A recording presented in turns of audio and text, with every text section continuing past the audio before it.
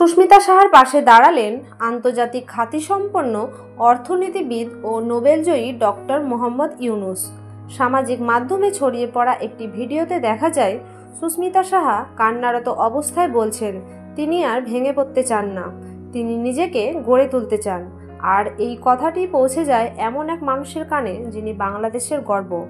সূত্রের দাবি, ডক্টর ইউনুস সুস্মিতার পড়াশোনা, ভবিষ্যৎ পরিকল্পনা এবং মানসিক অবস্থার খোঁজখবর নিয়ে একটি মানবিক সিদ্ধান্ত নেন। গণমাধ্যমে এখনও স্পষ্ট কিছু বলা না হলেও ঘনিষ্ঠ সূত্রগুলো বলছে 20 লাখ টাকা সহায়তার ঘোষণা এসেছে ডক্টর ইউনুসের পক্ষ থেকে, যা সরাসরি কোনো ফাউন্ডেশনের মাধ্যমে পৌঁছানোর প্রতিক্রিয়া আছে। যদিও ইউনুস স্যার এ বিষয়ে সরাসরি কোনো বক্তব্য দেননি, তবে তার ঘনিষ্ঠদের মতে সুস্মিতার মতো সাহসী মেয়েদের পাশে দাঁড়ানো এখন সময়ের দাবি। তবে এই প্রশ্ন থেকেই যাচ্ছে, এই সহায়তা কি সত্যিই সুস্মিতার কাছে পৌঁছাবে? আর এই সহযোগিতা কি তাকে নতুন করে ঘুরে দাঁড়াতে সাহায্য করবে? আমরা প্রতিটি তথ্য যাচাই করছি। তথ্য জানলে আপনাদের সামনে তুলে ধরব পুরো ঘটনা। আপনার মতামত জানান। আপনি কি মনে করেন ডাক্তার ইউনুসের এই পদক্ষেপ সত্যিই হয়েছে? আর যদি হয়ে থাকে সেটা কি যথাযথ জায়গায় ব্যবহৃত হবে?